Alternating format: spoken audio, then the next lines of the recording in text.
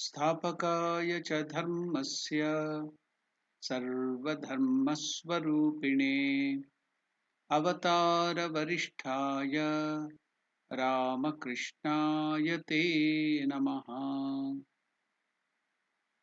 Namaskar to all of you. Welcome to the class on the science of worship.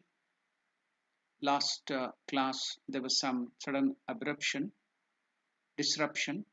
Abruptly things were stopped because of some technical problem. We are continuing it from today, showing the mudras and repetition of the mantras. Maybe some people thought it was inappropriate, so the whole class was stopped.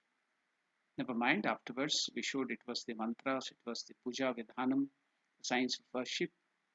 So it was again reversed back. So today we will continue from the place where we had left. Last time we were discussing about the uh, Samanya Arghya. So in that I was about to explain what is the inner significance, what are the deeper meaning of the Samanya Arghya. We were telling about the Avaguntana Mudra, and we were telling about in the end of the Samanya Arghya, we get the Avaguntana Mudra and the Matsya Mudra. I was explaining about that and suddenly it got cut. Okay, now I will, so here also we are covering the Samanya Arghya which has been prepared here with this mudra like this. It's a, what do you call, spiritual or mental covering by the mantra that no other things should fall into that Samanya Arghya, so it should not become impure.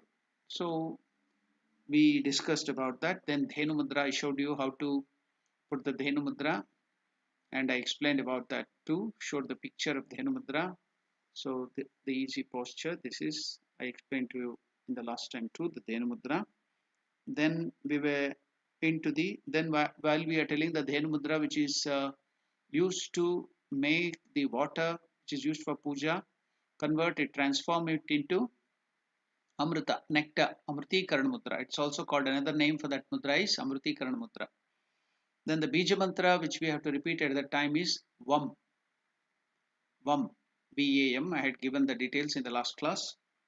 Then we have to feel that the whole, that water which we are using in the puja is becoming nectar like, Amrutikarana. Then we have to do Matsya Mudra. I showed you it is just like a fish. So the palm of the right hand should be below and the left hand on the top. So just like the fish like this. Then we have to count here. You know, our gurus, while they give us a mantra diksha, we are taught to count here in the hand like this. Okay. So with the ring finger, we start the center of the ring finger like this. 1, 2, 3. End of the what you call the small finger. Then 4, 5, 6, 7, 8, 9, 10. This is the way our gurus show us how to do mantra on the palm. Okay, I'll show it again. Here we have to repeat Om 10 times. So I'll show it on the finger how to repeat it. 1, Om on the center of the ring finger. Okay, then below, bottom of the ring finger, Om 2 times. Then again, third time on the, at the bottom of the little finger, Om, middle of the ring, small finger. So bottom of the small finger, middle of the small finger, then top of the small finger. How much has it become? Om, Om, we have repeated 1, 2, 3, 4, 5. Then top of the ring finger, 6. Then top of the middle finger, 7. Top of the index finger, 8. Then middle of the index finger, 9. Then end of the index finger, that is 10. So we have completed 10. This is the way we have to count on the palms. So the mantra here used is Om. Om, Om, Om, Om, Om, Om, Om, Om, Om, Om. So that is to be done in the Matsya Mudra. So I showed you how to make Matsya Mudra like this. then we have to do it on the what do you call, we are mm, showing it on the Samanyarkhya, the Kosha and Kushi, which is filled with water. We have invoked the all the 7 rivers into it. On that we have to do that. Then we have to chant, placing it on that thing, on the vessels, Kosha Kushi. We have to tell the mantra, count the mantra below. Om, Om, Om, Om, Om, Om, Om, Om, Om, Om. I've showed how to count Om, Om, Om, Om, Om, Om, Om, Om, Om, Om, like this. Then again do it. So this is the Matsya Mudra. So I explained to you also about Matsya Mudra. I'll take you back and tell the details of Matsya Mudra and why do we do the Matsya Mudra, what is the significance of Matsya Mudra. I'm going to explain it now.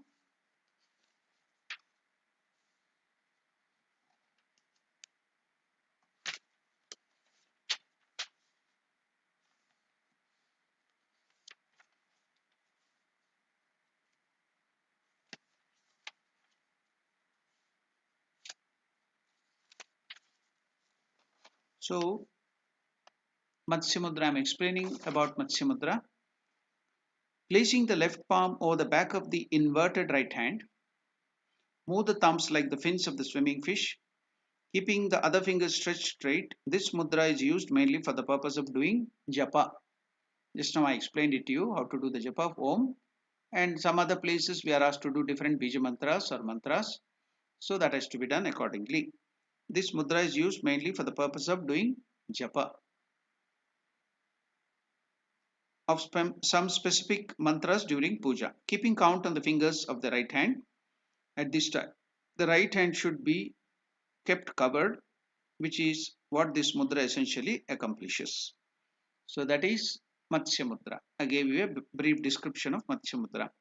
I will also give you a brief description of what is Dhenu Mudra. Last time also I had given you the description. I am going to Dhenu Mudra now. So Dhenu Mudra, crossing the fingers of both the hands. Yeah, it is shown on the screen. Dhenu Mudra is crossing the fingers of both the hands. Join the tip of the little finger of the one hand with that of the ring finger of the other hand, and the tip of the forefinger of one hand with that of the middle finger of the other hand. Keep the thumbs of both the hands joined together. This is Dhenu Mudra. So significance of that mudra, I had explained it. Again, I am going to explain what it is. This mudra represents the udder of the celestial cow, Kamadhenu. This mudra represents the udder of the celestial cow, Kamadhenu, whose milk is considered nectarine, Amruta.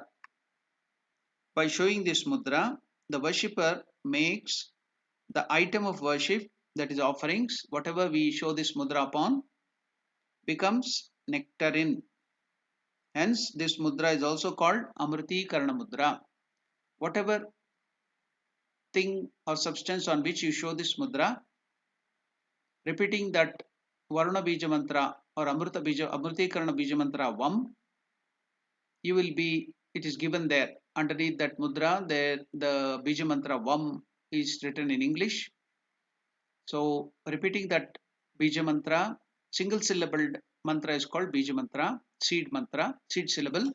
So Vam, we are repeating that, we will show this Dhenu Mudra, then whatever substance we show becomes nectar-like, nectarine, nectar-like. So it becomes nectar-like, Amrita. Amrita means, Mrita means death, Amrita means immortal, immortality. So Vam is the Bija Mantra, then we are showing the Dhenu Mudra. So Dhenu Mudra is used to convert, transform anything on which we show into nectar or Amrita. So it's also called Amriti Karana Mudra. Okay, I have explained all these mudras, meaning, significance. So now I also told you that is the, it indicates the udder of the cow, celestial cow, Kamadhenu. Okay, now we shall come back to the deeper meaning of this thing, that is Samanya. Yeah. the first class I also told you that while we are doing Manasa Puja, we have to utter this mantra. What is that? Mahanirvana Tantra shows that how to do the internal worship of Adya Shakti or Divine Mother. Internal worship, Manasa Puja. So in that we have to tell this mantra. The meaning I am going to chant. Om. Offer the heart lotus at the sea as the seed for the Divine Mother. The nectar originating from the Sahasrara, the thousand petal lotus, in the head as the water for washing her feet. And for Arghya, offer your mind. Offer the same. So offering of Arghya means you have to offer your mind. I told you I also explained you about different meaning of Arghya. The common meaning we do Arghya is giving of oblation in the form of water or Madhuparka nectar to any respected person or venerated person or gods or goddesses or the Pitrus, the ancestors. So this is called Arghya. To Surya also we give Arghya, it's called Surya Arghya. Like that there are different meanings of Arghya. And also when we give Arghya, we make it Samani Arghya here.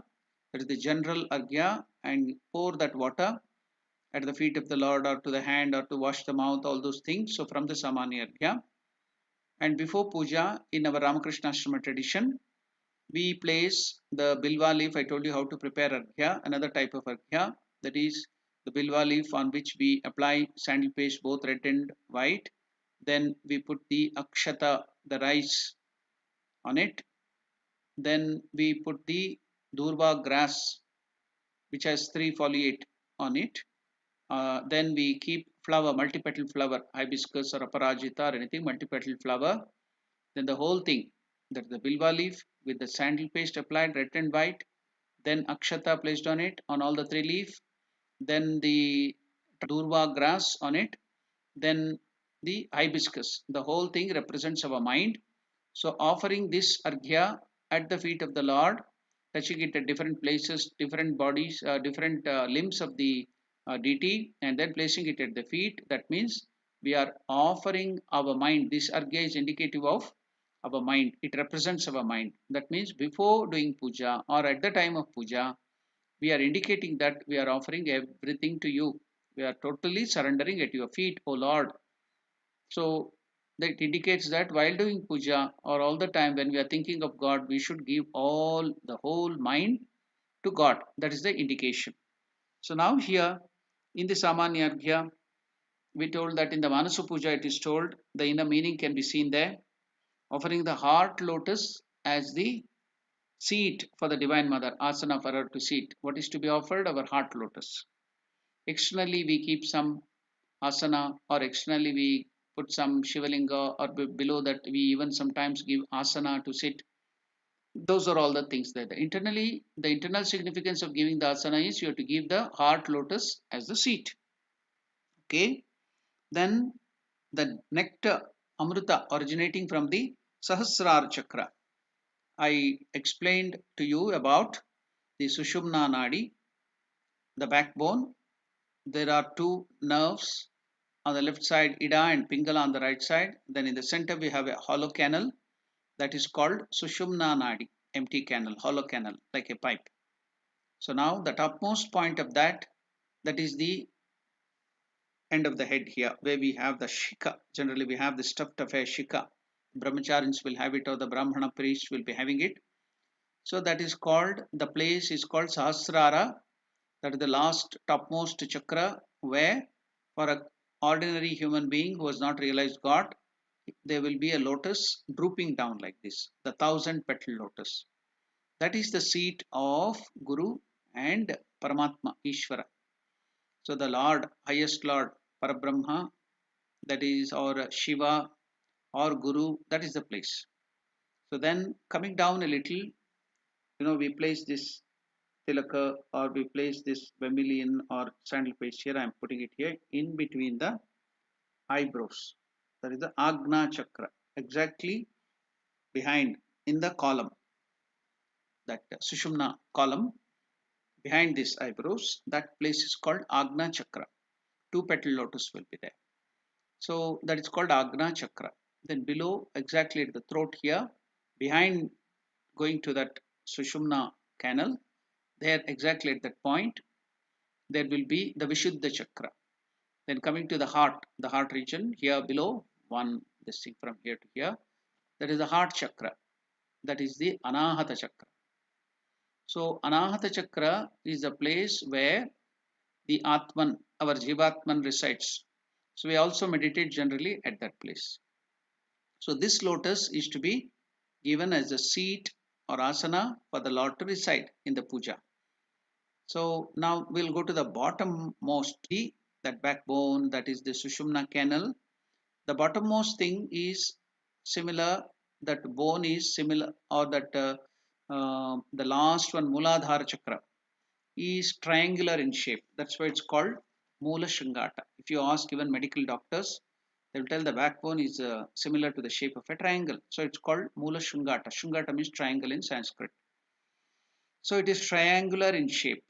So the bottom point, okay. So that is the Muladhara Chakra. It is the seat, or it is the place where Divine Mother in the form of Kundalini. There is also color of that chakra, red in color. So that's why you can see the Divine Mother usually wears red color.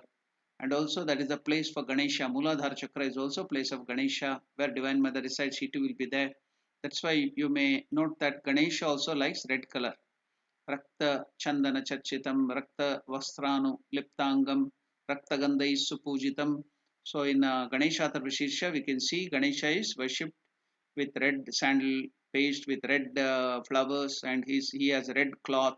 All these things are told. So the Muladhara, that is the place where Ganesha resides, Divine Mother in the form of Kundalini and Ganesha's place. So the bottommost, that is in the triangular in shape. And the next one, just behind the sex organs in the Sushumna canal, that is the Muladhara Swadhisthana.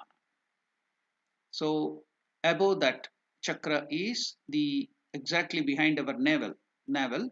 So that chakra is called, in that Sushumna canal, that is called, that place, it's called, that chakra is called Muladhara Swadhisthana Manipura. So the navel chakra is called Manipura. And above, top of that is, after that chakra is, I explained you, coming from the top to the bottom, the Anahata, the heart chakra. Now, why did I explain all this chakra? It will be very helpful for you now. We are creating this whole thing, a human being, ourselves, there in the Samanyargya. To explain that, I gave you all these things. Okay, now you can understand better. Now, in the Samanyargya, what did we do first? We wrote a diagram. What was that in the diagram? What did we write first? We wrote the triangle, isn't it? Then we wrote a concentric triangle, then circle, then the concentric square. 2D diagram, isn't it? So the triangle represents our Muladhara Chakra. As I told you, triangle is the last Muladhara Chakra below the Sushumna canal. So it is representing our Muladhara Chakra, where the Kundalini Shakti resides. And the next chakra is represented here in the form of circle. That is the next one. After the what do you call Muladhara, it is Swadhisthana, the next chakra, Swadhisthana. Then the square represents in the diagram, the next above chakra, that is behind the navel. What is that? What did I tell? It is the Manipura. So these are the three chakras. What are they? Muladhara, Swadhisthana, Manipura. Now what did we do to that? We worshipped as Om Ete Gandha Pushpe Adhara Shakti Adipyo Namaha. So what did we tell? The Adhara, the basis. See, the whole world is now run when the mind is at these three centers, the lower centers. So the first spiritual experience, or you are moving in the spiritual, this thing is when that Kundalini rises and goes beyond this Manipura and goes to the higher chakra, that is the Anahata. So with a very small portion of this Muladhara, that chakra, what we are having, that Kundalini rising we can manage all these things at these three chakras itself. That is its Adhara Shakti. It is the basis, the whole world, whatever we are doing now, eating, sleeping, all the work, so much of reading, that and this education, everything is done. The mind, the plane of consciousness, our mind residing at these three chakras. So it is Adhara, it's the basis. So when you do sadhana, purify your mind and raise your mind next to the higher chakras, Anahata, so then you will be having, you will be going to the higher metaphysical level. This is all the physical level. We are at the physical level. That's why it's called Adhara Shakti. We worship it. Okay. And the diagram also is representing all the three things. This thing up to this level. Then we have to make the God sit in the heart lotus. That's why we always, our gurus, they ask us to meditate in the heart lotus. So to raise your consciousness from these three lower chakras, always procreation, then what do you call, entertainment, materialistic joy, eating, sleeping, all the other things, whatever you're doing every day in your life is only at these three levels, the lower levels of the chakra. That is, what is this chakra? It is plane of consciousness. What, at what level your mind is working, that's all, nothing else. So then rising above yourself up to the next level, that is the Anahata chakra, you're going up, the plane of consciousness is going up. So that's why we are asked to meditate in the heart lotus. So now this, what do you call, kosha and kushi, the kosha, the vessel which we are keeping that water. So that represents the heart, the next chakra we are placing on that. Then on the top, we are placing at the neck of that as the arghya. So then it is representing the Vishuddha chakra. Then the mind, the whole mind, Vishuddha chakra, Agna chakra and Sahasrara is represented by that mind. So we are placing all that there. So now we are converting that, the water in the kushi, into nectar. We invoked all the 7 rivers into it from the solar orb by the what do you call, Ankusha Mudra, then repeating the mantra Om Gange Yamune Chaiva Godavari Saraswati Narmade Sindhu Kaveri Jalayasmin Sanadin Kuru. We bought all the site of pilgrimage, the what do you call, um, the waters, the pure waters from that solar orb, which are very pure, into that water here. Wherever we told that mantra and showed the Ankusha Mudra, they all got invoked there. Then what did we do after we worshipped that? Then we told, now we have come to this point where we were doing, showing the Avaguntana Mudra and all those things. What is that? What did we do there during that time? So the water is purified. We put some fragrant flowers, sandal paste, as well as some rice and worship it, putting it into the water. Then what did we do? We showed Avaguntana Mudra. What did we told the mantra whom. I told you that is a mystic syllable, single word syllable, bija mantra, that is whom. That whom now is used while meditating in the Bhuta Shuddhi to activate, to raise, to awaken Kundalini. We will come to that Bhuta Shuddhi. At that time, I'll again explain the significance of that whom, that mantra. And when we tell that Bija mantra, Kundalini will be awakened. Just to awaken Kundalini, we tell that mantra.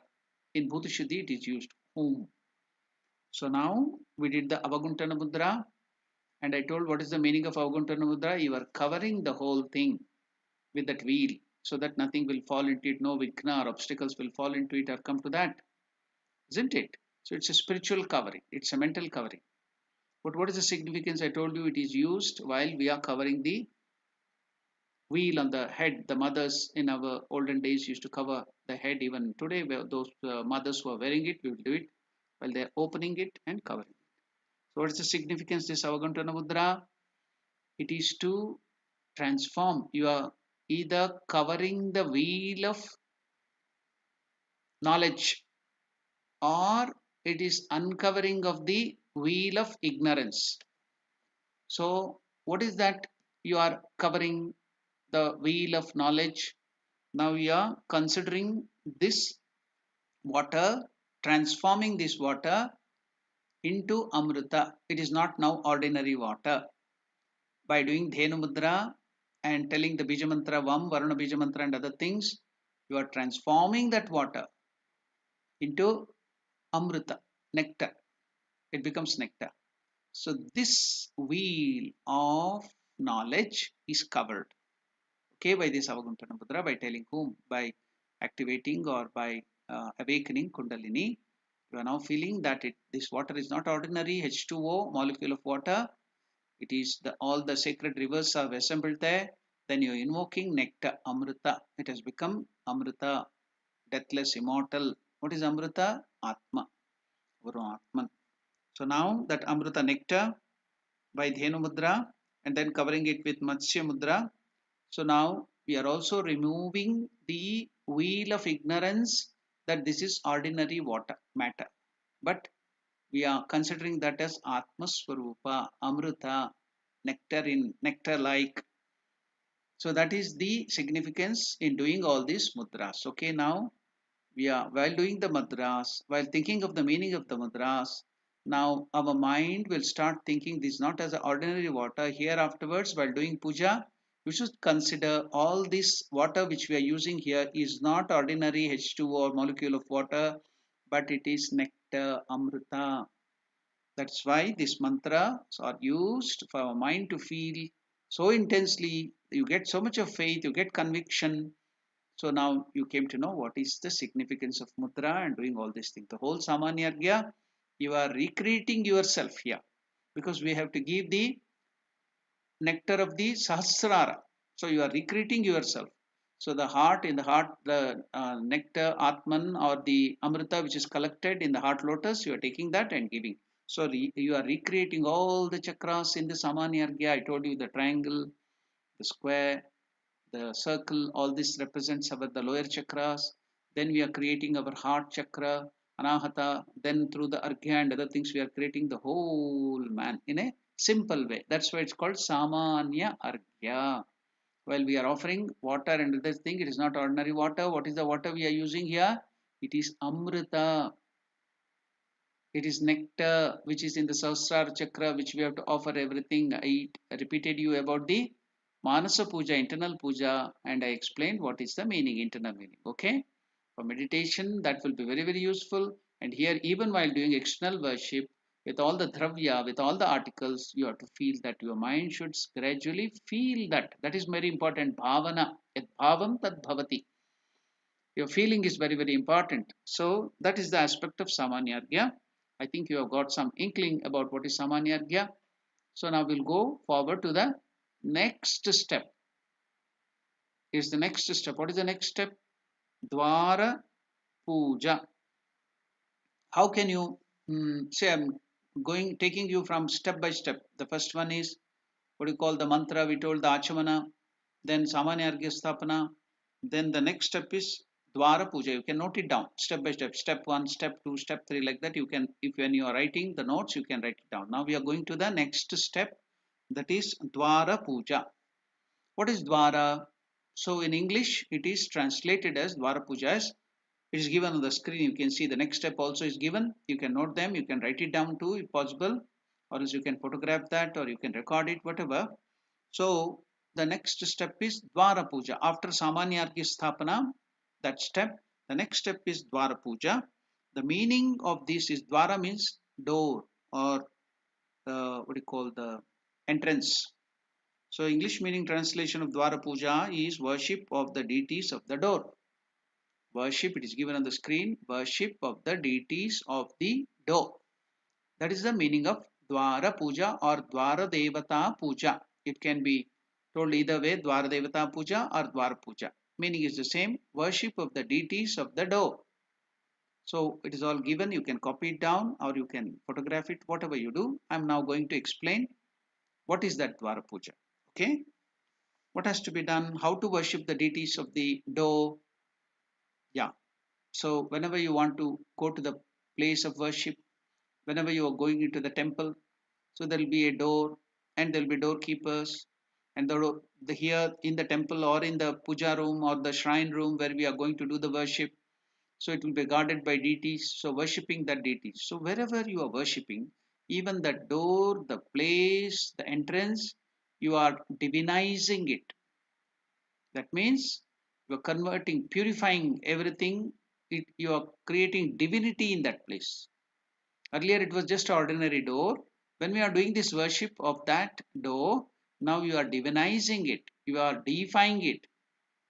You are converting, transforming it into a spiritual substance where you will be seeing only God and God. So it is a process of purification. One by one, see, you are entering. Slowly, everything, every place you are in will be purified, and you will be seeing God everywhere. Is the way your mind will be made to see God in every place. There is no place where God doesn't exist. Every place God exists. So in the puja, you will be made to feel the presence of God everywhere, the presence of Atman or consciousness everywhere. That is the process of Dvara Puja. Now we'll start with Dvara Puja. Wherever we have to go through the entrance, isn't it, to that room? So now we are entering the Dvara is now, the door is converted into divinity. How is it done? What is the process? I gave you the explanation. Keep it in your mind. And now we will go to the ritual Dvara Puja. What is to be done? Sprinkle a little water towards the door. Sprinkle a little water towards the door. What is meant by sprinkling? You know what is sprinkling. Take that water which we now converted into we all brought down all the 7 rivers. We have converted into Amrita, nectar. In the Samanyarga, the water is there, either through a flower, or you can keep some this thing grass into it, or with that kosha, what you have another small spoon, copper spoon like thing which you use to pour water, take that with that, or even we can sprinkle it with the fingers.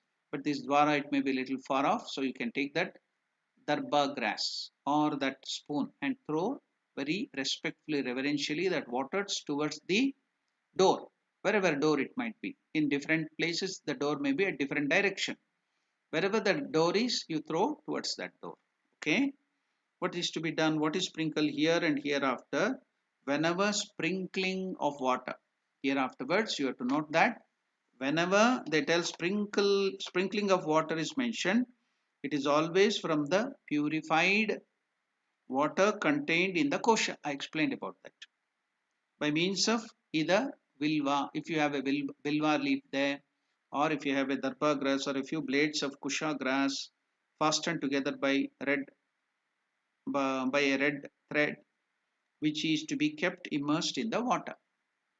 So kusha grass also or darba grass can be kept there, and with that also you can throw the water, sprinkle the water. So here afterwards, whenever the word sprinkle comes, the water is from the kosha or that samanya arghya. Okay. So you know how to sprinkle. Little water can be thrown towards the direction of this thing. What is this water? You have transformed into Amrita. What is Amrita? Amrita. Mrita means death. Means without death. What is that which without death? It is consciousness. It is Atman. It is God. So now we already transformed this water into Amrita, and now throwing that water towards the door. So the door is transformed into God consciousness, divinity, divinized. So beautiful concept, isn't it? What a wonderful concept. So they are taking, you are making everywhere you are seeing God. The door, the entrance is made to see God. That is Dvara Devata Puja. Okay. So then offer a flower. What is to be done after sprinkling? So your mind should feel that that is also transformed into Atman, transformed into God, transformed into divinity, transformed into Amrita. So sprinkling a little water towards the door, saying the mantra is to be told. So it is given there, mantra 1. So what is that mantra 1? Om Dvara Devatabhyo Namaha. That is the mantra 1. It is given there. In the screen you can see the mantra 1. So what is that? You have to sprinkling the water. While you are sprinkling the water towards the door, you have to say Om Dvara Devatabhyo Namaha. People who are listening to this conversation, you can now repeat that mantra. It's given in English so that you will not get confused. So the correct mantra is to be chanted. So I will repeat it slowly. You can hear that or record it, or you can also repeat it after me so that you will learn it properly. So shall I repeat the mantra now? Om Dvara Devatabhyo Namaha. Om Dvara Devatabhyo Namaha. Sometimes when you do not know Sanskrit, it may be difficult for you to pronounce together. That's why I'm breaking it little by little and then chanting it so that you can gradually pick it up. So I will tell word by word. I will chant it first. Om Dvara Devatabhyo Namaha. Again. Om Dvara Devatabhyo Namaha. I think you have got the pronunciation. Okay. You have learnt how to chant this mantra. What is the meaning of simple meaning of this mantra? Dvara Devatabhyo means the deities which are present at the door. Dvara means door, entrance. Devatabhyo means the gods or goddesses which are there at the door. Namaha, for them, it is for them. So you are recognizing that the deities, the divinities, gods and goddesses are there. At the ordinary level, you are thinking the deities are there. Then when the deities, gods and goddesses are there, then you will feel that the door, the entrance is guarded by divinity. Then still deeper if you go, you should see God everywhere. You should see Atman, Amrita everywhere, consciousness everywhere. That is the deeper meaning. At the ordinary level, you are seeing deities, gods or goddesses. You are worshipping them with this water and the mantra. So at that time, you have to feel the deities there. Om Dvara Devatabhyo Namaha. There are not one deity, so many. So Dvara Devatabhyo. Many deities are there. So more than one, it is Dvarati. If there are two, it is Dvivachana. If there are one, Ekavachana, then more than three and more than three, it is Bahuvachana. So Dvara Devata Bhyo Namaha. There are many deities there. So you are offering them. Okay, that water, telling this is for the Dvara Devata. Okay. Now what is to be done after that? You have learnt the mantra, the process, sprinkling the water, everything step by step. Now then offer flower touched with sandal paste towards the dough. I've told you again and again, I will repeat it to drive deep into your mind. Why do we apply sandal paste? Sandal paste that is sticking is indicative of devotion. Devotion always stick on to something. So through devotion, ragatmika, by devotion you will stick yourself to something. Through love you stick yourself, get joined yourself with the beloved, with the child, the mother with the child, child with the mother, like that. So here our beloved whom we are loving here with devotion is God, whomever we are worshipping. So we have to, how should we stick our mind to him? By devotion, bhakti, our love directed towards God is called bhakti, devotion. So this application of sandalwood is always indicative of, which is sticky, is indicative of devotion, bhakti. So whatever you give, whatever you offer to God, it should be offered with devotion. As Krishna, I have told you, repeated that mantra from the Bhagavad Gita, Palam Patram Pushpam Toyam Yome Bhaktya Prayachati. I will receive whatever the devotees give it to me. It may be leaf, it may be flower, it may be water, it may be fruits or anything. I'm not bothered about what they are giving. That is not important. Whatever given with devotion, I accept it. Yome bhaktya prayachati. So that is important. That's why here everything is to be given with devotion.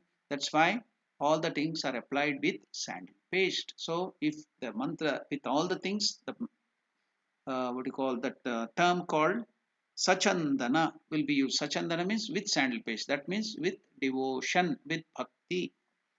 So then offer a flower touched with sandal paste towards the dough with the mantra. So you have to take a flower, touch it, dip it in or apply sandal paste, red and white. Then you can very reverentially, should not just throw like a stone or something. You have to throw it take it and put it with reverence, with devotion towards the door. Because you cannot get up from the puja and go there and keep it there. So you can throw it very reverentially towards the door. Okay.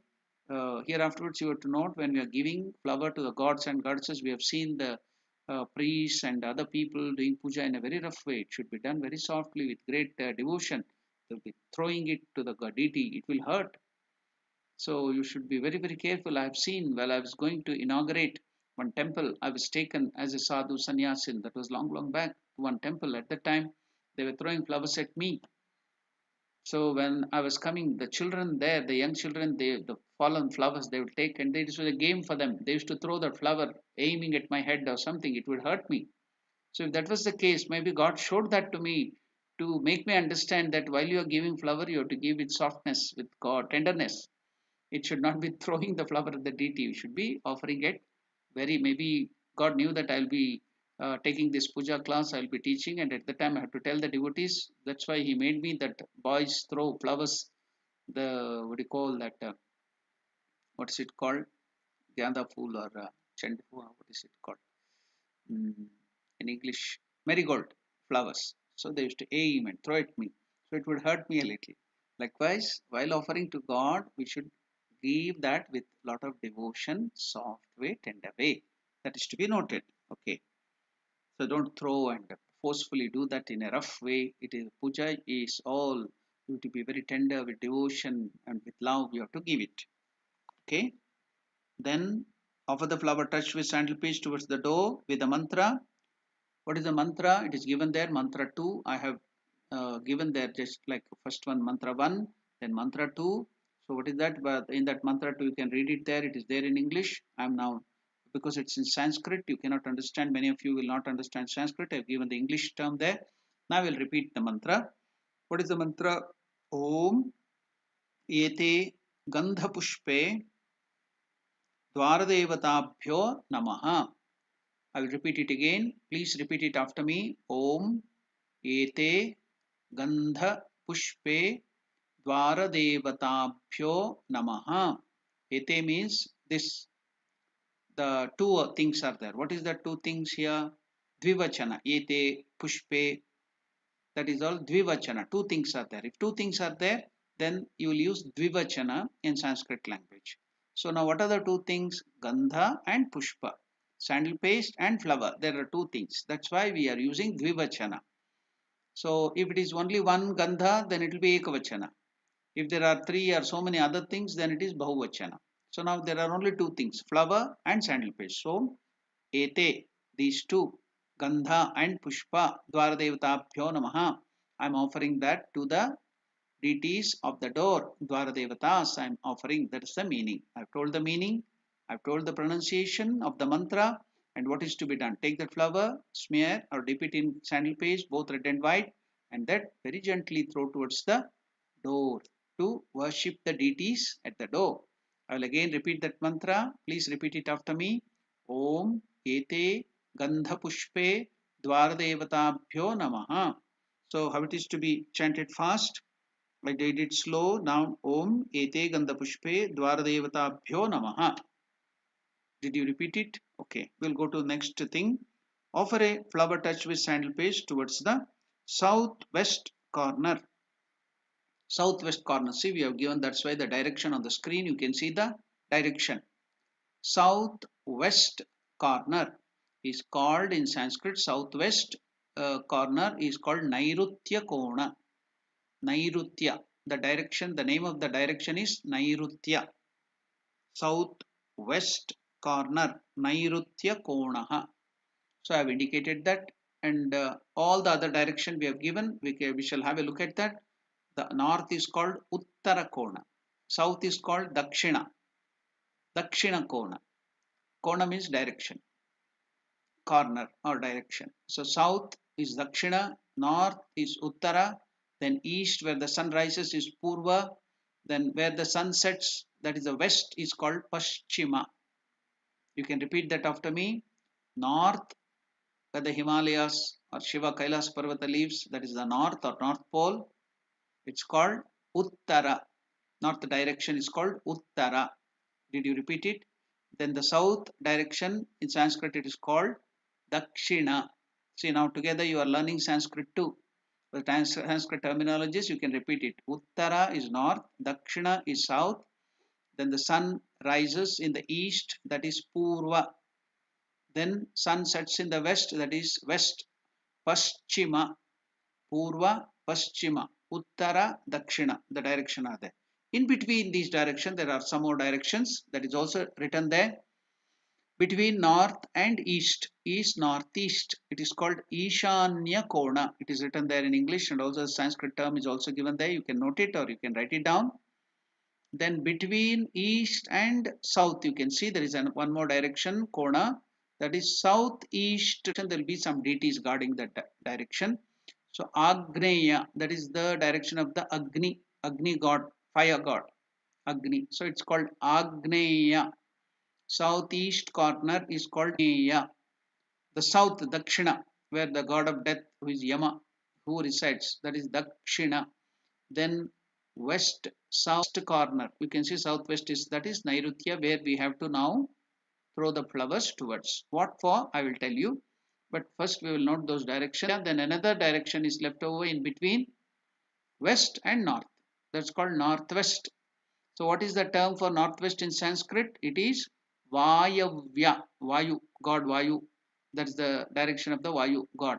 So Vayavya, Ishanya, this is Vayavya, northwest Vayavya. So Vayavya, northwest. Then Ishanya. What is Ishanya? Northeast. Remember that. Then you can also copy it or you can write it down or you can have the photograph of this. Then Agneya, southeast. Then southwest Nairutya. Then northwest Vayavya. These are all the different directions. Then other than this direction, see there are 10 directions. Now how much did we get it? 4 plus 4, 8. Then how did it become 10? Two more directions. This is all somewhat like two-dimensional. The another this thing is up and adaha upari, up and down, above and below. These are also two direction which has to be included. So these are all the 10 directions. We have told all these 8 direction. Adaha, below, upari, again top. So these are the 2 directions extra. Totally it is 10 direction. Dasha konaha, 10 directions. So you have to keep all this in mind. It will be used in puja and all other purposes too. In Sanskrit, you have to know all these things. It's in Sanskrit languages. These are used. Okay. Now we have got the 10 direction. In that, in our puja, in Dvara puja, where the deity has to be worshipped, it is South Nairutya. Wherever you are sitting, you can see which are the direction, north, east, west, south, and southwest is Nairutya. Towards that, wherever in whichever puja hall or your puja hall you are sitting, in that towards the side southwest direction, that is Nairutya, you have to place the flower. What is that? Offer a flower touched with sandal paste towards the southwest corner, Nairutya Kona, saying mantra. What is the mantra? The third mantra. You can see that it is there. The third mantra on the screen. Om Ete Gandha Pushpe Brahmane Namaha. The Nairutya Kona you are offering to Brahma. You are offering that to Brahma. So what is the mantra? Om Ete. Repeat it. Gandha Pushpe Brahmane Namaha. I am offering this flower touched smeared with sandal paste to God Brahma. Will you repeat that mantra again? Om Ete Gandha Pushpe Brahmane Namaha. Okay? We will again repeat it because these are mantra. We have to make correct pronunciation. Om Ete Gandha Pushpe Brahmane Namaha. So the N here is not the ordinary N. It is Ana. Na is different. Ana is different. That's why there will be below Brahmane Ana. It is Brahmane Namaha. Okay, while we are using and, it's not and, na, nasal sound na, but it is deeper one. It is and, ana. So that ana, Brahmane Namaha. Om Ete Gandha Pushpe Brahmane Namaha. While you are telling Gandha, it is Mahaprana. It is not Gandha. It is the second one. The Dha. Mahaprana. You are using more energy. That's called Mahaprana. If you use less energy, it is Alpa Prana. So Gandha Pushpe Brahmane Namaha. Okay. That is the mantra. Om Ete Gandha Pushpe Brahmane Namaha. Now going forward, saying this mantra, keeping that flower at the Nairutya Kona, that is the southwest corner. You have to say this mantra. Om Ete Gandha Pushpe Brahmane Namaha. Then another flower also is to be offered, that is for another deity, and that is Om Ete Gandha Pushpe Vastu Purushaya Namaha. Shall we repeat it? There is one more deity a demigod called Vastu Purusha. So we have to offer the flower to Vastu Purusha. I will explain in detail about Vastu Purusha in the next class because we have very little time left now. So it is only another, we have just 7 minutes or 6 minutes. So I will not go into the detail of explanation what is this Vastu Purusha. If possible, if God permits me, then in the next class I am going to explain what is this Vastu Purusha concept of Vastu and other things.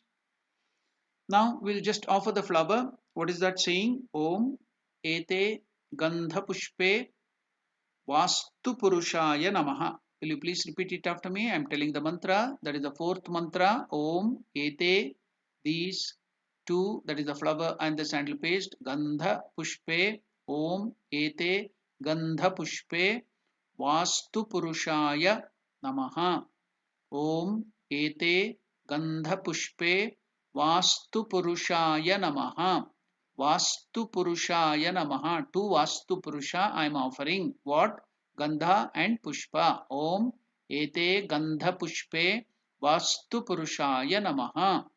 These two flowers are to be given to Brahma and Vastu Purusha towards the Nairutya Kona, that is southwest corner. Okay, it's clear. Now you have finished this step. What is the step we finished now? The Dvara Devata Puja or Dvara Puja. That's over. So I will tell about Vastu Purusha in the next class. And now what is the next step? The next step, we are going to the next step, that is Bhutapasaranam. Bhutapasaranam. Can you repeat this step? Bhutapasaranam. The next step is Bhutapasaranam. Okay, you have repeated that. I have told you 3 times. Again, I will tell it. Bhutapasaranam, because we have given the picture just now. So I will make you repeat it again. It is not the first bhu, alpa prana. It is mahaprana. You are using more energy. Bhu, bhuta, bhutapa, bhutapasaranam. Okay. Bhutapa saranam. See again here 2 modes in the vowels. We have with in 1 unit of time. 1 unit of time in Sanskrit is called matra, just like we tell in seconds. That is called 1 unit of time in Sanskrit is called matra. We use 1 unit of time, that is 1 matra, then it is called alpa prana. That vowel is called alpa prana. Then if the vowel is pronounced with 2, if you take 2 unit of time, 2 matra, then it is mahaprana. If you use more than 2, then it is called pluta. For example, alpa prana, only 1 unit of time. 2 matra, then it becomes that is 2 matra, it is mahaprana. Sorry, I am very sorry, it is not alpa prana, mahaprana. I made a confusion, it is dirgha and swarita. I am very sorry for that. That is prana means energy. This is the time, unit of time. 1 unit of time, it is called hraswa. I am very sorry for that mistake. It is hraswa. 1 unit of time, the what do you call the vowel pronounced. If we take 1 unit of time, it is called hraswa. Then if you take 2 unit of time, it is dirgha. Then if you take more than 2 unit, 3 and more, it is called pluta. That is the dirgha. Then more than 3 unit, it's called pluta. Only 1 unit of time, that is hraswa.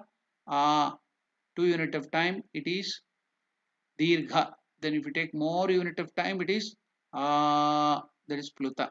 Like that, any vowel, if chanted like this, it's called hrasva dirgha pluta. Now here bhu is mahaprana, bhu ta, it is 2 units, so it is called dirgha. Bhuta, it is not hrasva, bhuta, it is bhuta pa sa, again that is dirgha nam, bhuta pasaranam. So now you got the pronunciation correct. Okay, it is bhu ta pa, bhutapa saranam, bhutapa saranam. Okay, you should catch the pronunciation correctly. That is the next step. What is the meaning of that? Don't get afraid. Protection against obstacles from the spirits, the ghosts and hobgoblins and other. If there are any bad spirits or negative energies in the room where you worship or in that particular place, to take them away, to put them out. You have to do this. Okay, wherever you are, if you feel that there are some things, some bad negative energies, by this mantra, by doing this process, you can uh, send them out, all that bhutas. So this is the mantra used to send the ghosts and spirits away.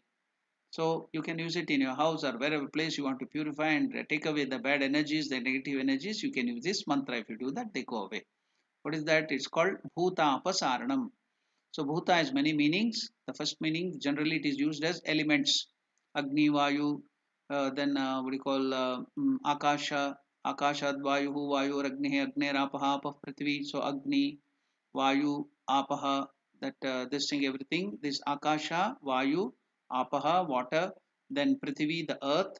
So all these things are called elements. Five elements are there. So that is also called bhuta. Then ghosts and spirits are also called bhuta. Then another meaning of bhuta is any living being. Any living being is also called bhuta. So these three meanings are to be noted at different context. The three things will be used. Here in this context, bhuta is the spirits and hobgoblins. Shiva's another name is Bhutapati. Two meanings can be applied there. Bhuta is his followers. He is the lord of all the spirits, the ghosts, hobgoblins, and other things. So that's why it's called Bhutapati. Another meaning of Bhutapati for Shiva, Bhutanatha means is the lord of all living beings. Both the meanings are given to Shiva and Bhutapati. So here Bhutapasaranam means we are sending out all the negative spirits, negative energies. That is the meaning. The spirits, the ghosts, the hobgoblins, and other negative energies, negative spirits are to be sent out. That is, this is the process. Okay. So bhuta apasaran, protection against obstacles. If they are creating an obstacles from the spirits, taking some rice in the left hand. Akshata, I told you akshata. Akshata means unbroken rice. It should not be broken. Full rice. Then you can add some rice. You can take very little ghee, very little. Clarified better. Very little means very little. A pint, this much.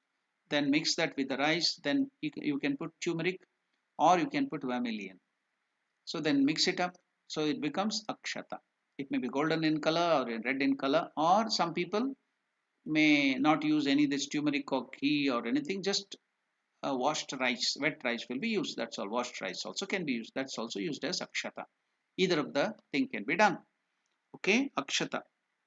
Where did we use in the beginning? We used in the arghya while making arghya, putting on the bilva leaf, sandal paste, and then in that akshata is put. Okay.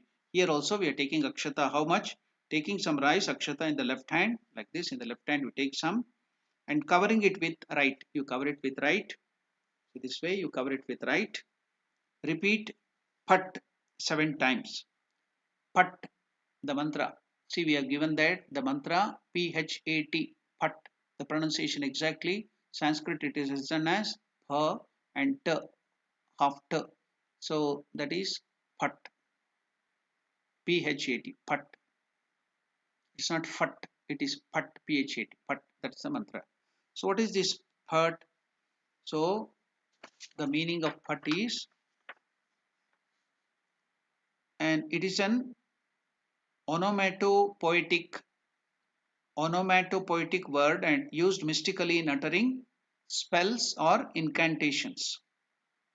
In Bhagavata 681, it is given for this word Savisargam Patantam Tat Sarvadikshu.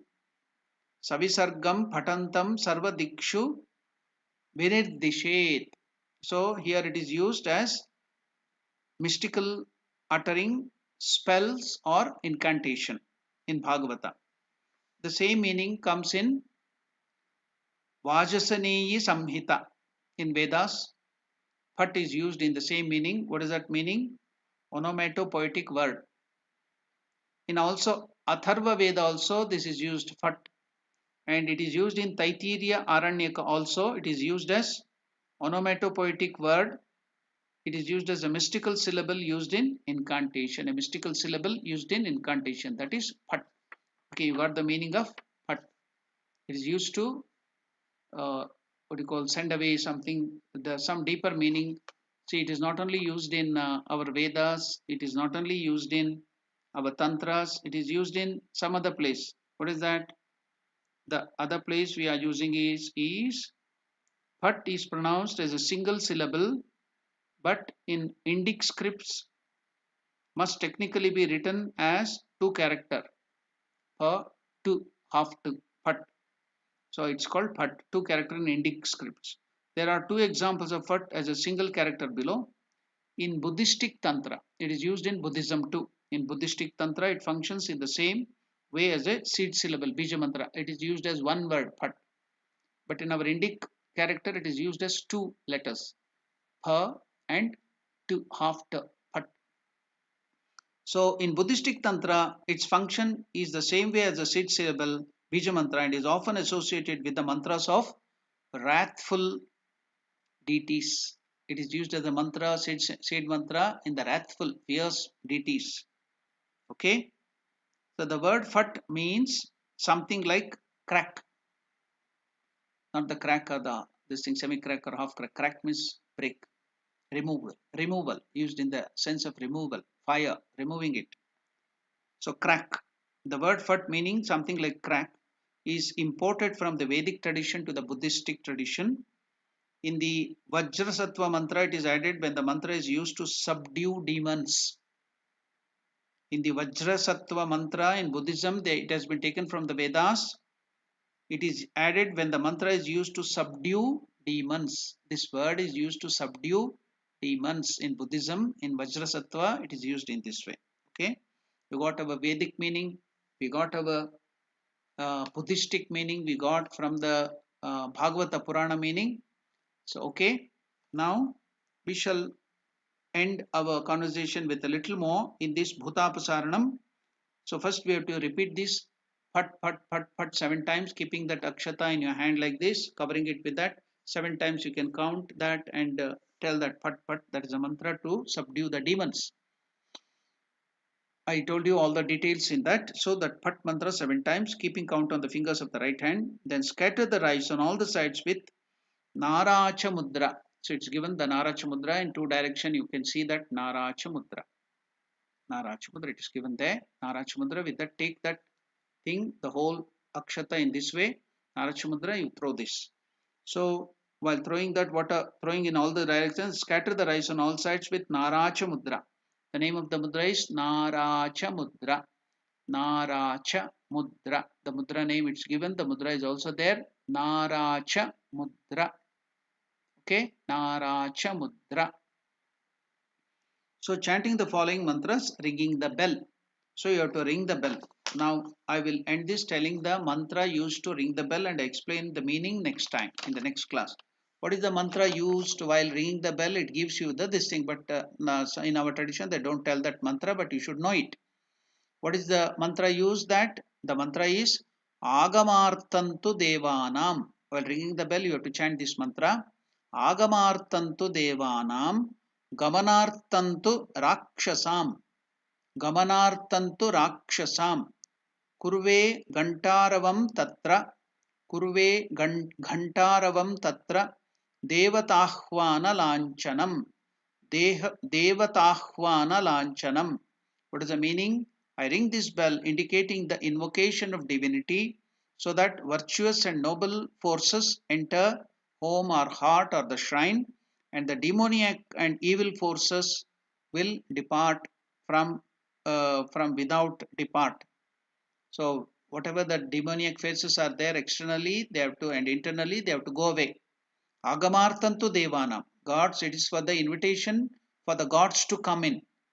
Gamanartantu Rakshasam, for the demons, the spirits and the evil spirits to go away. Gamanartantu. Kurve Gantaravam, I make the sound of the bell.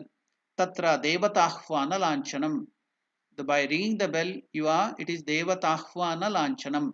Devata Ahvana means invitation for the gods. Lanchana, it's a symbol for the invocation of gods, good forces for coming. So when you hear the Ganta, the Devatas will be pleased and they will come.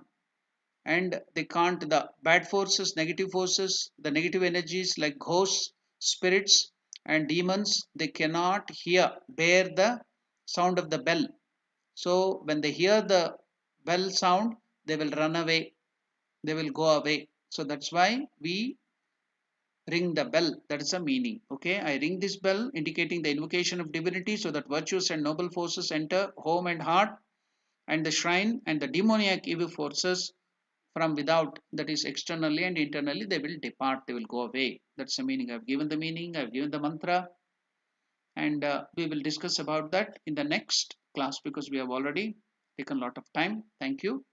We will meet next Tuesday, sorry, Monday for the puja class again. Until then, we will take leave with the closing mantra. So tomorrow will be, that is Tuesday, we have Vivek Chudamani. At the same time, we will be discussing Vivek Chudamani. Then again on Wednesday, we have Bhagavad Gita class, second chapter, 56th verse. Then again on Thursday and Friday morning, we have early morning, 6 o'clock in South African time, 10 o'clock in Indian time, 6:30 in the South African time. We are doing the Great Master Ramakrishna, the Great Master discussion will be held. Then on Saturday, we have again Bhagavad Gita class in the evening, 6 o'clock. Then on Sunday, Monday, we have again the Great Master class in the morning. So all are welcome to these discussions. We will keep our mind at a very high plane of consciousness by thinking of the Lord and learning about all these pujas. So until next week, or if you are coming to the next class, that is tomorrow for Vivek Chudamani, we will take leave up till then.